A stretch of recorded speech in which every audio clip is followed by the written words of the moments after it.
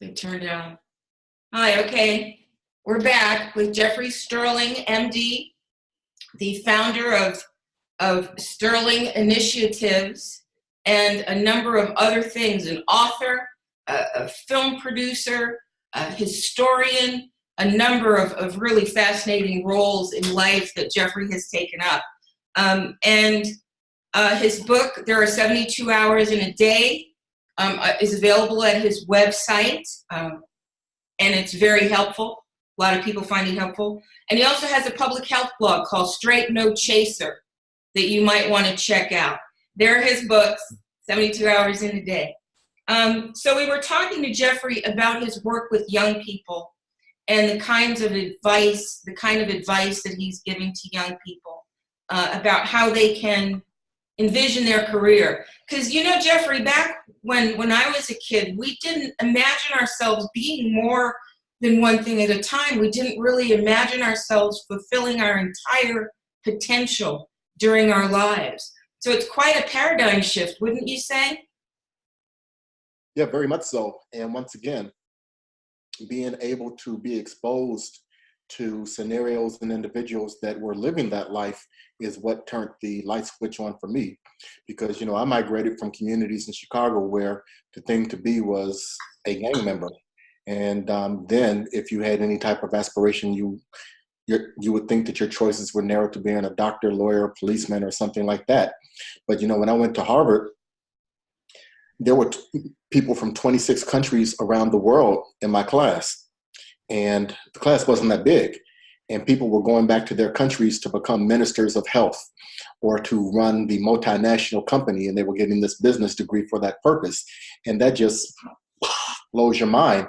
And, you know, that's what we ended the last part of our conversation on is, you know, using your education not to get a job, but as a platform to become part of the ownership society, to the part of society that controls destinies of themselves and their communities and society in general. So we certainly have to, and I do during my as a part of my mentorship activities, constantly have conversations that expand the scope of what we consider to be real. I say emphatically to people that our dreams and our visions and our aspirations are way less than they could be. You just don't fall into various levels of success. You know, I tell people stop being a butterfly that just floats around hoping to land on some flower. There's not $1 billion flower out there. Okay, there's not a we shall overcome flower out there. You have to stop hoping and wishing and start planning and executing. If you want to be a billionaire, come up with a billionaire plan. If you want to be a millionaire, have a millionaire plan. But you have to visualize these things and create them and get out of the mentality of I'm going to college just to have a job, or I'm not going to go to college and just get a job. You can be an entrepreneur if you develop the expertise, the connections, and the wherewithal to make it happen. And that type of message is not communicated often enough or thoroughly enough inside of our community, much less to the younger generation. Do you think wealth makes a difference in the Black experience? Of course it does. And, you know, I'll speak for myself. I get fatigued at the notion that we want to pretend that it does not. There are such things as masters of the universe, and purse strings create puppet strings. The truth of the matter is that this is about freedom, and having economic freedom provides you with the opportunities to craft experiences, to make differences. You know, I use the example of Bill Gates being able to write checks and change the face of public health on the African continent. Imagine if there were African-American billionaires that decided to eliminate poverty in the United States. That's a vision, that's a plan. That type of thing is actually achievable and accomplishable if someone would take that on as a mission and work to make it happen. There are no shortage of things that we can do. However, too often we have taken the premise that either through reparations, which I'm not speaking out against, or by the goodwill and generosity of others, that these things will magically happen. We hope and wish too much. We can take the bull by the horn and control our own destinies, but that does require financial resources. It does require human resources and individuals of certain skill sets and education to make things happen. and plans and coordination. All of these things are things that we have historically fallen shorter than desired on.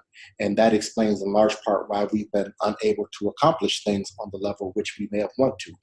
Just like we were talking about with the book, until and unless we establish control of our environment and our destinies, we can't create the outcomes that we would most like to see.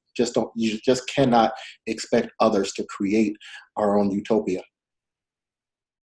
I agree. I really do like the way that you take it into your own hand to control the narrative about African American people and culture. I think it's critically important to have that kind of control. Jeffrey, I wanted to ask you about young people and what for a young person like you when you were younger, what would you tell that person is the key to success? Because everybody's not going to be able to go to college. I want you to just keep that in mind too. A lot of people can go to college, but other people are going to have to cobble their way through. What advice do you have for young people looking at a career today? Well, let's not focus so much on the word college. Everyone can be educated, whether or not they went to college. See, if I decided that I was going to be a plumber, and again, the way that my mind works is that if whatever profession you want to have at the end of it, ultimately you should be thinking about, and I own it. So if you want to be a plumber and own your plumbing company, you're going to have to get educated. Now, that doesn't require college, but it does require education, and there are many ways to get educated. Some people just have sufficient experience that serves as a proxy for getting educated, but with the internet being what it is, and there's still public libraries in case you don't have the internet, you can actually look at best practices and figure out what it takes to do what it is you want to do. So to answer your question in terms of what kids should be focusing on, twofold. You have to get educated. Doesn't mean college, but you have to get educated, and you have to have excellence be part of your life. It needs to be the foremost part of your life.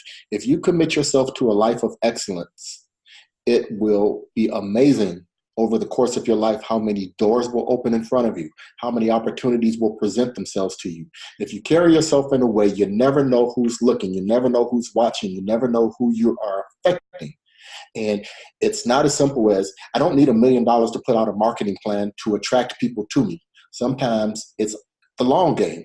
Your good deeds, your good works, your good accomplishments over the course of a lifetime of excellence will pay dividends. You just have to stay the course. Don't close doors in front of you. Don't give up on your dream. I tell this to kids all the time. I tell every single medical student aspirant that I come across that you can be a physician. It might not happen the traditional way after 4 years of college, but the vast majority, almost unanimous situation that exists is that kids that want to become a physician, that don't become a physician, give up. Ultimately, they close the door in front of themselves. Some of the most successful physicians that I know took 6 years, 7 years, went and got a master's, went and got a PhD, took a crooked route to achieve the goal. And that's just an analogy to any type of aspiration you have, not just becoming a physician. If you are tenacious and you are excellent in your pursuit of your objectives, over time, it's not when it happens, it's if, and it's that. So stay the course, get educated, and let excellence be your calling card. Okay, that's wonderful. One more thing. The value of literacy. How important do you think literacy is? You're highly literate. You can probably read a book in any kind of discipline, make sense of it, and move forward with the knowledge that you gain. How important is literacy towards self-education and determining your future? That's a very interesting question. Again, I've done a lot of work in a lot of different areas, and when you mention literacy, the struggles of autistic individuals comes to mind. That's near and dear to my heart. And I use that as an analogy to say that success comes in many forms, shapes, and fashions. Life is long and the journey is arduous, but literacy is not, you flip the light switch on and you're automatically smart. there are 800 steps incrementally between if there are 800 steps between where you are and where you want to be, take the first step. The thing about literacy is that just because you don't read today does not mean that you won't be able to read 2 years from now. You have to take the steps. You have to, same thing works with everything. And this is what I talk about all the time in the 72 hours life. You have to begin with the end in mind.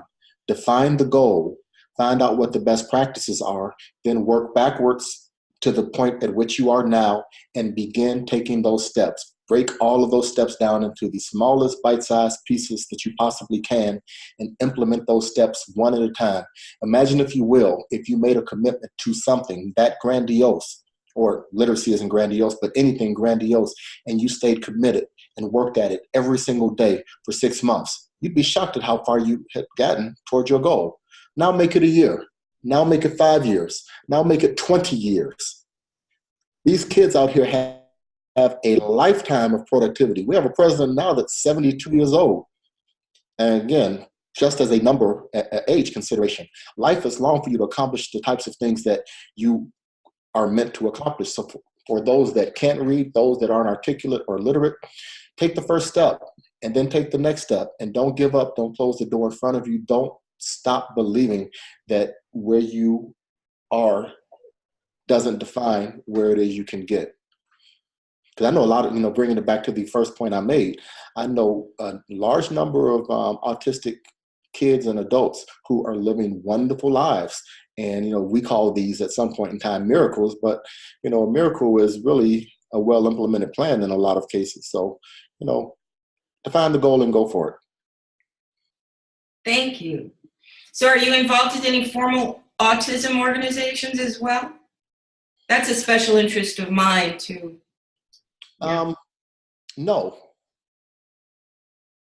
My formal autism, my formal activity in that regard is dealing with my daughter. And again, I am a father. So in terms of the things that I do, I make sure that in the interactions that I have with her wonderful cadre of providers and teammates that get her to where she is now and where she needs to be, that she has every resource available, and that everyone understands where what the end game looks like.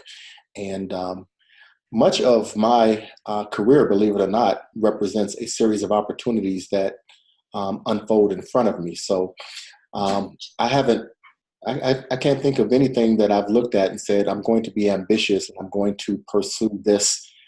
Using the example of an autism organization, I don't approach organizations and try to get involved. I go where the need exists, and I go where I'm requested. So it's kind of interesting that you would bring it up, because that's a logical place for me to provide assistance based on my experience there. But life is long, you never know.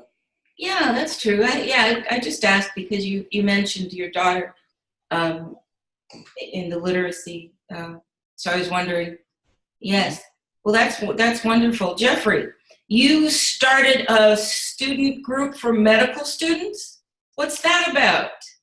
Yes, I spent 3 years as chairman of the board of directors of the Student National Medical Association, which is the largest organization of minority medical students in the country. And during those 3 years, during which I was chairman of the board, I created an organization called the Minority Association of Pre-Health Students. I'm sorry, that's the Minority Association of Pre-Health Students. Of pre-health students, okay. That organization is now 30 years old and has chapters on 300. 300 campuses? Has been on 300 college campuses across the country. And this is actually, believe it or not, a Northwestern story. It all comes back to Northwestern, doesn't it? And let me tell you that story. So when I was a sophomore, I was running the Northwestern pre-medical group called One Step Before. And there were maybe 15 of us, Blacks, friends, and fraternity members, for example, that wanted to go to medical school. And, trying to figure out what it was we were to do, we rode into the Dean of the Dean of Student Services office, and all 15 of us, to a person, more or less had the same experience. He looked at us, he looked at our GPAs, said, there's no way you're ever going to become a doctor. Go into underwater basket weaving or something like that. True story. Again, exact same story that all of us had. And, we decided at that point in time that this guy probably couldn't be trusted because we were at Northwestern and we were supposed to be pretty smart. So back at Northwestern, I created an event called the Medical School Day, which is obviously older than 30 years now. It's continued every single year. And the point of the Medical School Day is we invited directors of admissions from college medical schools from all over the country to come to Northwestern to give us the real deal on what it took to become a physician. And, this is kind of self-serving, was smart at the time anyway. I was the guy because I was before that greeted them. Hey, I'm Jeff. I'm president of One Step Before. I want to be a doctor. And as luck would have it, then when the applications were filled out, all of those guys actually knew me, and I was able to get accepted or waitlisted on to every school I applied to. Ironically, Northwestern was the only school I didn't get accepted to. I got waitlisted, but we'll talk. That's a different conversation. So when I got into medical school and became chairman of the board of the Student National Medical Association, looking back out over the landscape at my experience and the experience that so many pre-meds were bringing to us, we felt that the model of One Step Before and the experience of the programming that we benefited from inside of One Step Before was such that there was room for a national organization to be created that addressed the needs of pre-medical, nursing, dental, and other healthcare entities, all of the aspirants for health. And that's why it's not called Pre-Medical Association. It wasn't named that. It was named Pre-Health because there are many more health careers outside of just being a physician. Healthcare is 1/6, 17% of the gross domestic product. If you're not making money in healthcare, then you're probably not trying to make money. It's one of the biggest parts of our economy. So whether you're a public health professional or a healthcare entrepreneur or a healthcare administrator, MAPS is meant to provide you information that will help you pursue that part of a medical career. And I'm just so happy. As a matter of fact, literally next week, I am joining SNMA, which still is the big brother and parent organization for MAPS, to discuss the 30th anniversary activities that we'll be putting on to secure the history for that organization and to make sure that everything is still what it needs to be. And of course, as I migrate into certain ages of my life, we want to make sure that things get on film and the history is documented and all that stuff. So I love being involved there, even more so than Northwestern. Northwestern may have been my first love in these deals, but the legacy of what MAPS has been able to accomplish and the thousands of physicians and other health professionals that have been created as a result of this organization is something that who'd have thunk it? I'm a little snot-nosed kid from the south side of Chicago, and I'm being allowed to play in these types of sandboxes and create these organizations that have made such a difference around the world and for so many people here. It's a great feeling and it's a great accomplishment that I'll continue to push the envelope on and make sure that it continues. We were talking about scholarship, by the way. Those organizations, the Student National Medical Association also has an endowment fund. It's called the Jeffrey Sterling MD Endowment Fund that gives away scholarships every year for pre-medical, pre-health students as part of the MAPS process. So scholarship and support, education always has to be part of how we cross over from opportunity to accomplishment. Do you have a website for MAPS? SNMA has a website for MAPS. You can Google it or just go to snma.org. SNMA? Student National Medical Association.org, or you can type Minority Association of Pre-Health Students or MAPS, and it'll pop right up. SNMA MAPS is what I believe the site is. Are scholarship applications available there? Oh, of course. And not just applications, but abilities to contribute to the endowment fund and to help it grow so that even more individuals can be supported. That's wonderful. Funding, you can fund it or apply for it. Yes, funding, it's important. Jeffrey, how do you handle the bad times? You come across with this wonderful life of achievement, just a life of grand achievements and leadership roles that are just the top. You're making a whole crest behind you. You're the kind of leader with a jet stream.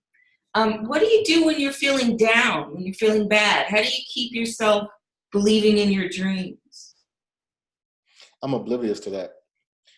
When I was growing up in the mean streets on the south side of Chicago, I had more failure and personal tragedy than you can shake a stick at. You know, I grew up as a gang member, and my father was shot, murdered when I was 6 years old. I had so much tragedy in my life that I figured I've had enough tragedy for the rest of my life. And at this point in my life, I'm the guy that I fail every day. It's just that I'm the guy that has 10 balls in the air and I'm successfully juggling 9 of them, so that when one of them drops, I'm not even paying attention to the failure that just occurred. I focus on the opportunities, not the obstacles.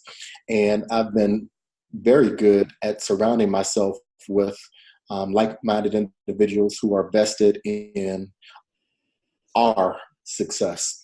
And, you know, I'm not the type of person that ever wants to have success without having brought up a team of individuals to equally share in that success. So it's a group effort. And, you know, it's kind of like the commercial and the saying goes, you know, you have to be very careful about who the 5 people are you spend your time with. And I talk about this a lot, actually, in the 72 Hours in a Day book.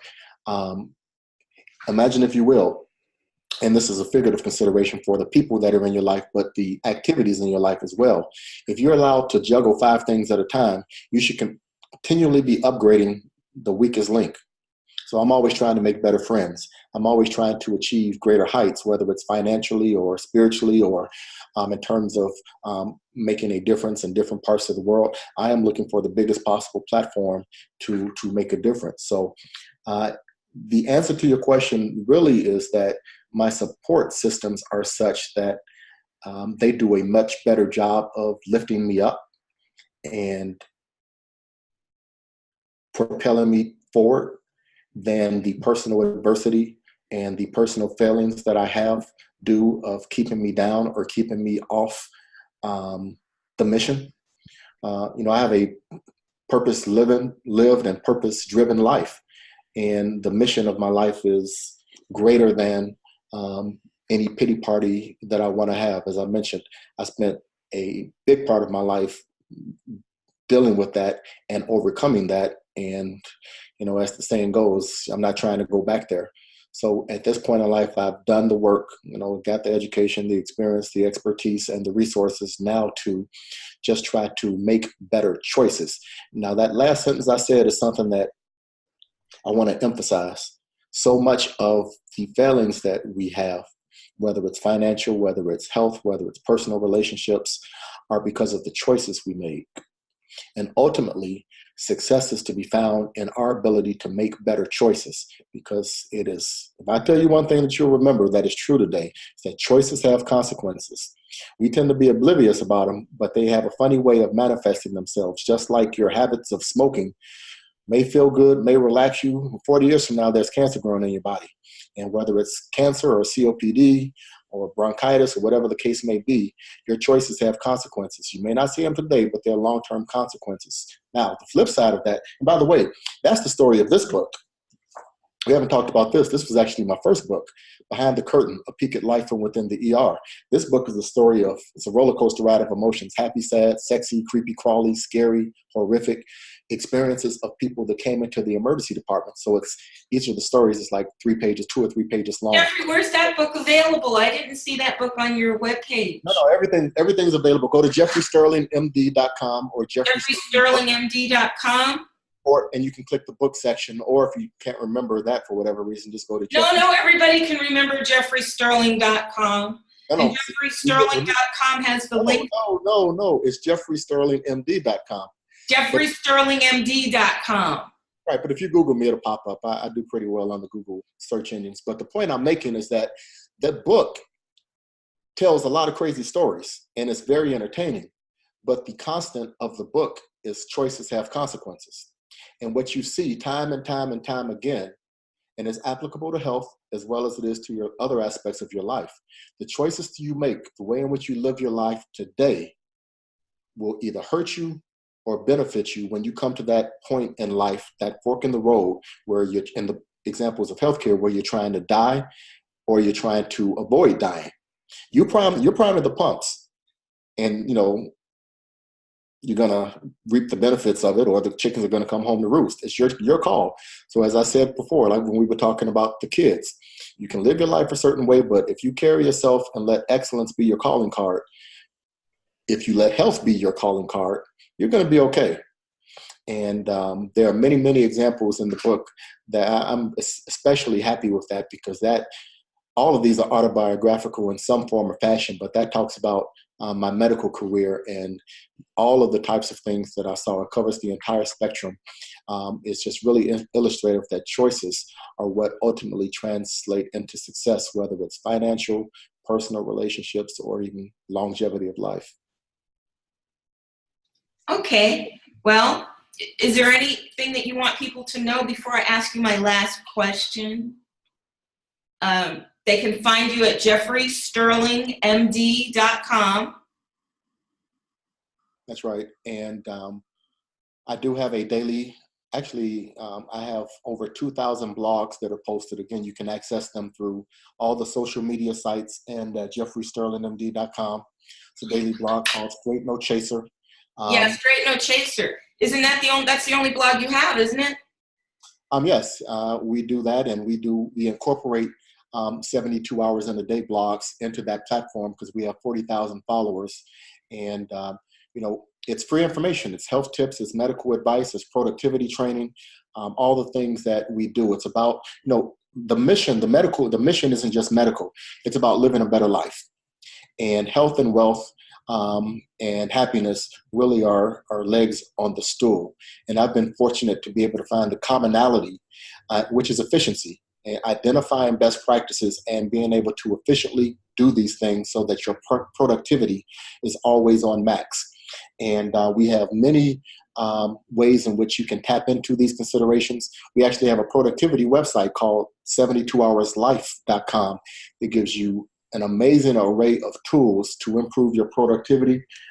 In addition to I've been to that site. That's a fine site. Yes. Very much. We have a workbook that, one day at a time for 72 days, you can train yourself to be more productive.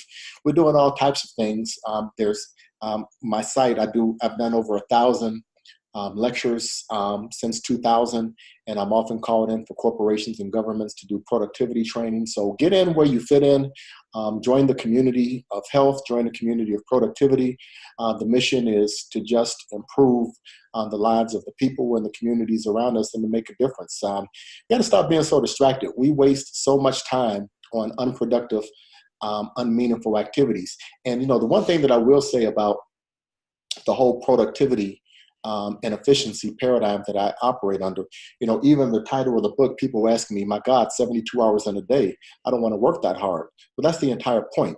It's about 72 hours of productivity, not an accomplishment, not 72 hours of work. It's about compressing time, being more efficient. And at the end of all of that, guess what? I have more time to do the things that I actually enjoy doing in life. And I can apply the concept of what we call singularity to the things I love, the people I love, and the experiences that I love, because I have become more efficient at clearing away the clutter, getting the work done, getting the accomplishments done, so that there are more moments of quiet reflection. As busy as you may think that I am, and as accomplished as you appear to be, my actual calling card from people that actually know me is that I appear to have more free time than anybody else. And that's because I'm able to get things accomplished. That's what the 72 hours life is about.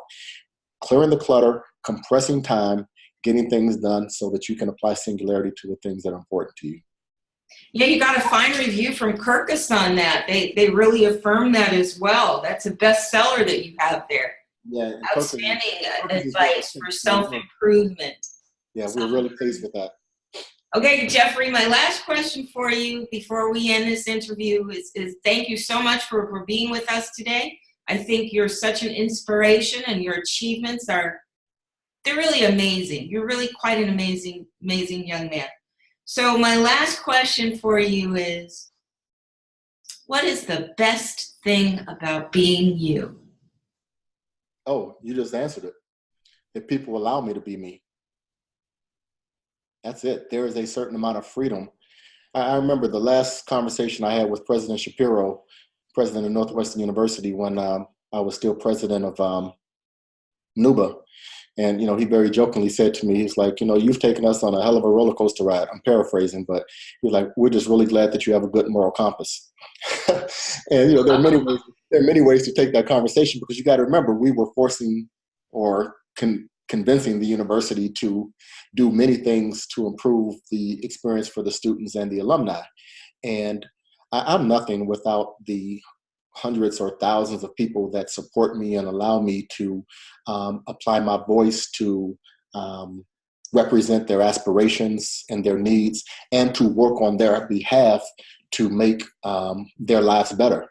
It's a tremendous responsibility, but I don't feel weight from it. It's just knowing that I'm able to call people up and enlist them on any given project that we're doing,